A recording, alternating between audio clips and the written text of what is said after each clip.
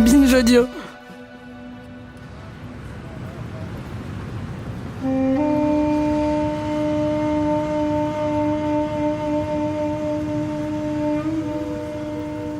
Nous sommes en 1991.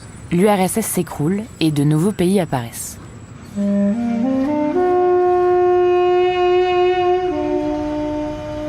Parmi eux, l'Azerbaïdjan, qui tente de se reconstruire, organise quelques mois plus tard des élections. Pour le peuple, la démocratie est un horizon enfin possible. Pour la première fois, le peuple élit un président.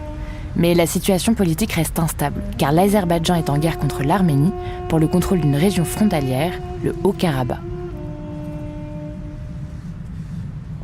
On compte des dizaines de milliers de morts, des centaines de milliers de déplacés, et aucune issue ne semble se dessiner.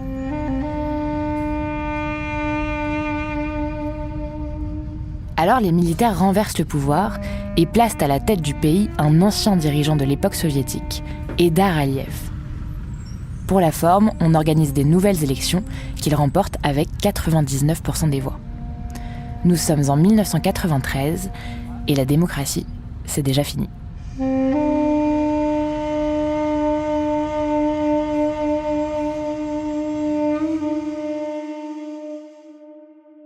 Mahamad Mirzali naît un an plus tard, en 1994, dans cette ambiance troublée.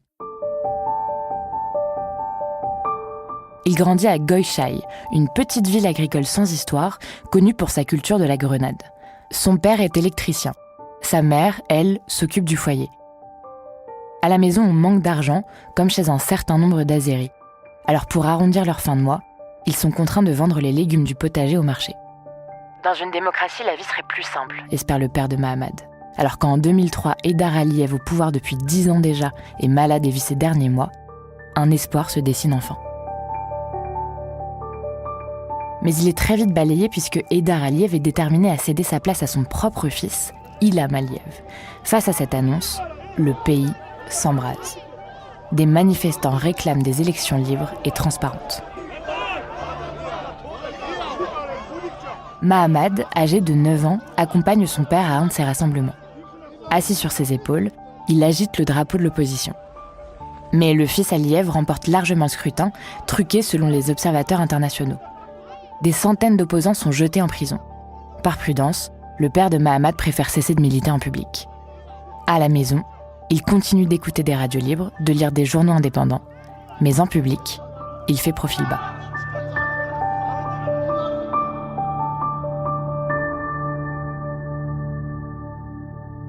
Huit ans plus tard, en 2011, Mahamad a 17 ans.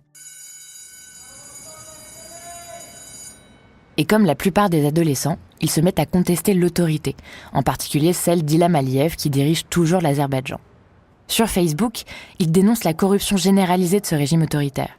Dans ses premiers messages, il s'en prend au système éducatif et condamne le fait que des lycéens plus riches que lui payent les professeurs pour rehausser leurs notes, afin de se garantir l'accès à de bonnes études. En Azerbaïdjan, tout le monde le sait, mais peu osent le dire. Alors ces messages contestataires fédèrent vite une petite communauté de quelques centaines d'internautes. Cette petite notoriété suffit à ce qu'il soit convoqué par la police. L'interrogatoire est musclé. On lui ordonne d'arrêter toute critique du régime et on menace même son père de licenciement. Mais ça n'a pas vraiment l'effet escompté, car très vite, Mahamad prend sa carte dans un parti d'opposition et intensifie sa lutte. Il réunit un petit groupe pour parler politique dans des salons de thé, organise des manifestations et crée un groupe Facebook contestataire. Très vite, le lycéen est de nouveau interrogé par la police qui essaye de l'amadouer autrement. Cette fois, un agent l'invite au restaurant et lui propose l'équivalent de 1 000 € en échange de son silence. Mahamad refuse, se lève et quitte la table. Quelques mois plus tard, Mahamad, alors âgé de 18 ans, est une nouvelle fois arrêté lors d'une manifestation. Cette fois, la punition monte d'un cran. Il est renvoyé du lycée et inscrit de force au service militaire à l'infanterie de marine, avec comme comité d'accueil un passage à tabac. Mais Mahamad ne s'arrête pas là. Au sein de l'armée, le jeune homme décide de rendre publique la corruption qu'il constate partout où il passe. Il parvient à filmer un gradé en train de voler de la viande destinée aux conscrits et diffuse la vidéo sur Facebook. Sa dénonciation des conditions de vie difficiles des jeunes soldats azéris crée un émoi national. Un vice-amiral est même renvoyé pour détournement de fonds.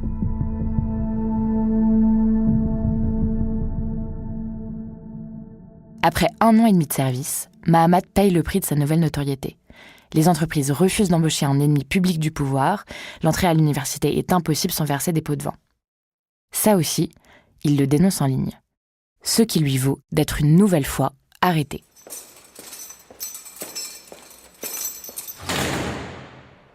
Les policiers mettent en place une nouvelle méthode.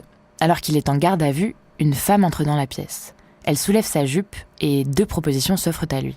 Soit on l'accuse d'agression sexuelle et il passera des années derrière les barreaux, soit il accepte des aveux pré-remplis et 20 jours de détention. Mahamat signe le document, purge sa peine et affirme que chaque soir, il est frappé par ses geôliers. Libéré, il part pour Bakou, la capitale. Son espoir, c'est de retrouver l'anonymat. Il vivote en colocation et travaille comme garagiste. Mais sur Internet, il continue de militer et de publier des vidéos. Il mêle informations politiques sur la corruption et la répression et commentaires satiriques sur les dirigeants du pays et leur train de vie luxueux. Le ton est parfois potache, voire même insultant. Le président Ilham Aliyev et ses sbires sont qualifiés de trous du cul. La première dame est traitée de prostituée. Certaines vidéos atteignent le 1 million de vues, un succès fou dans un pays de 10 millions d'habitants.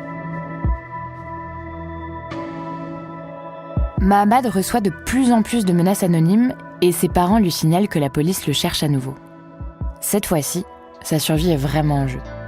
Il est donc contraint de fuir l'Azerbaïdjan.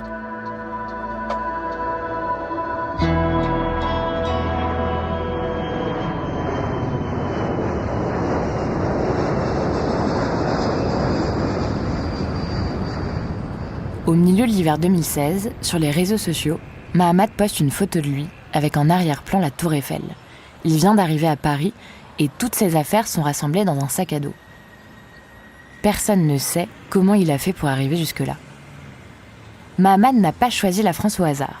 C'est le pays des droits de l'homme, mais surtout un allié historique de l'Arménie, le pays voisin et ennemi de l'Azerbaïdjan. Une situation géopolitique qui le protège, en tout cas c'est ce qu'il espère. Son arrivée en France est rude. Le jeune homme n'a aucune notion de français et peine à se débrouiller en anglais.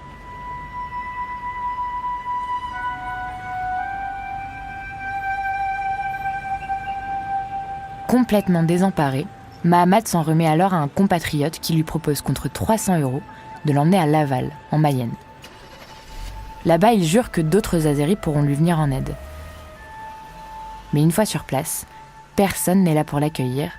C'était une arnaque. Mahamat survit tant bien que mal, seul. Il dort où il peut, dans des gares ou des laveries, subsiste grâce à l'aide du SAMU social qui lui alloue 3 € par jour. Après 2 mois d'errance, sa demande d'asile est acceptée et on lui propose un logement à Château-Gontier, toujours en Mayenne. Son studio est exigu, mais au moins il dispose d'une connexion Internet. Il peut enfin renouer avec son activité de youtubeur. İllərdir doydum demədən ölkəni Yevtalyan Əliyevlər estafeti Paşayevlərə ötürür. O Paşayevlər ki, azgöz, əxlaqsız, vəhşi və qəddardırlar. Même en France, alors qu'il se pensait à l'abri, les pressions continuent. Dans sa boîte mail, des dizaines et des dizaines de messages anonymes menaçants affluent chaque jour. Des figures du régime le prennent publiquement pour cible. Un vice-président de l'Assemblée nationale d'Azerbaïdjan diffuse même en ligne la photo de son passeport. Mahamat affirme aussi avoir échappé à un commando d'hommes armés se dirigeant vers son domicile. Il dit avoir été averti en urgence par un appel dont il ne révèle pas l'auteur, mais qui lui a permis de prévenir les gendarmes. Mahamat est une nouvelle fois contraint de déménager pour sa sécurité. Cette fois-ci, direction Perpignan, où il trouve un emploi dans un café pour 800 € par mois. Est-ce lié à son statut précaire ? Toujours est-il qu'il assure recevoir en ligne des propositions de corruption. Pourquoi ne pas supprimer ses vidéos en échange d'une copieuse somme allant jusqu'à 500 000 €? Mais Mahamat ne cède pas et il continue, tant bien que mal, son activité de youtubeur. Mahamat n'est pas le seul à subir des pressions. Des interlocuteurs le menacent de diffuser une vidéo de sa sœur en plein acte sexuel. Devant son refus, les images sont partagées sur un canal Telegram. La jeune femme comprend alors qu'il n'y a que son mari qui a pu les filmer à son insu. Elle s'exile en Géorgie. Le père de Mahamad, quant à lui, est convoqué au commissariat, où on lui demande d'appeler son fils pour le convaincre de cesser ses activités.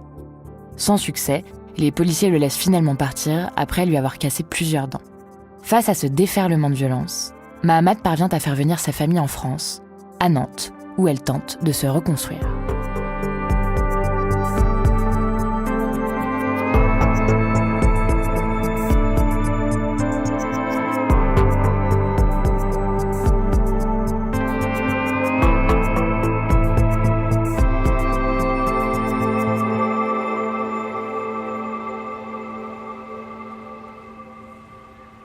Le 6 octobre 2020, Mahamad se réveille aux aurores. Il travaille comme livreur de pain et les journées commencent à 5h45.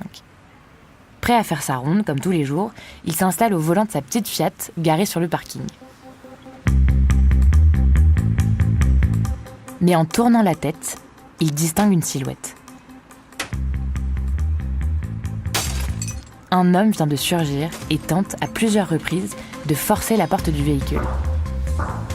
Il est armé et tire 3 fois sur Mahamad, qui est touché à l'épaule. Il réussit à s'enfuir et survit par miracle.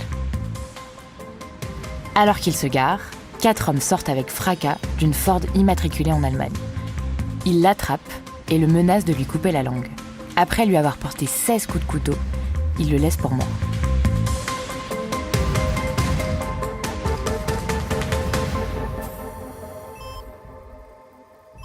En urgence absolue, Mahamad est opéré pendant plus de 6 heures. De cette agression, il garde une cicatrice d'une dizaine de centimètres le long de la nuque et un traumatisme sévère.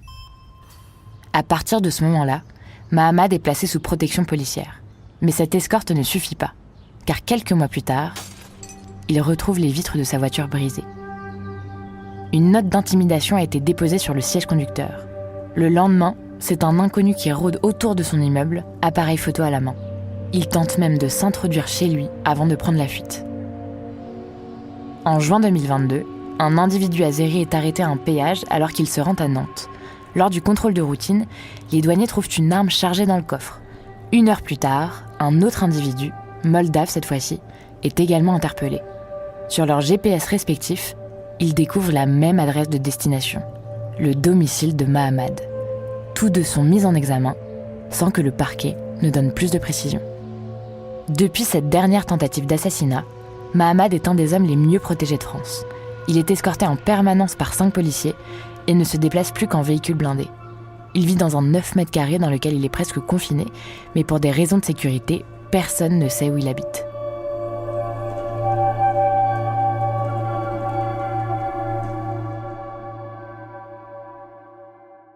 Il survit seul, avec pour seule compagnie son petit chien, et s'occupe en apprenant la guitare. Il n'ose plus ouvrir les volets, de peur que des snipers se dissimulent aux alentours. Malgré les antidépresseurs, son angoisse est constante. Chaque bruit le fait sursauter. L'obscurité le terrifie. Il dort mal, les lumières allumées, et lorsqu'il réussit à enfin trouver le sommeil, jamais avant 4 heures du matin, il rêve qu'on tente de l'étouffer. Encore à ce jour, une enquête est en cours pour comprendre qui a tenté de l'assassiner et au nom de quel donneur d'ordre. 8 personnes, azéries, moldaves et géorgiennes, sont mises en examen, dont les 2 hommes arrêtés au péage en 2022. Mais rien ne permet pour l'instant de lier directement ces commandos au régime d'Ilham Aliyev. La justice française assure faire ce qu'elle peut pour mener une investigation tentaculaire avec des suspects dans plusieurs pays d'Europe. Mais en attendant les conclusions de l'enquête, c'est Mahamad qui comparaît devant les tribunaux en France, car plusieurs personnalités azéries l'ont attaqué en diffamation, un ministre et des hommes d'affaires.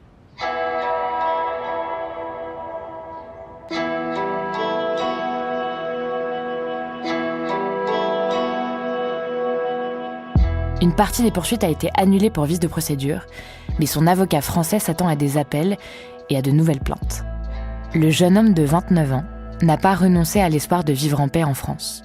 Il dit vouloir demander la nationalité française et souhaite qu'Ilham Aliyev lui retire celle de son pays natal, l'Azerbaïdjan, qui se défend toujours d'être derrière toute cette histoire.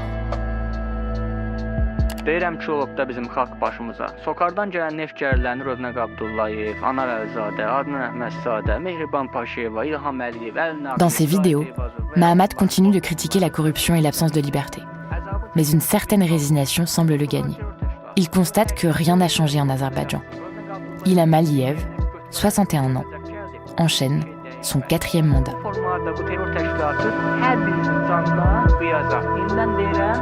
Sonradan peşman olmuyor. Demək, çox rahat, buyur qarşı.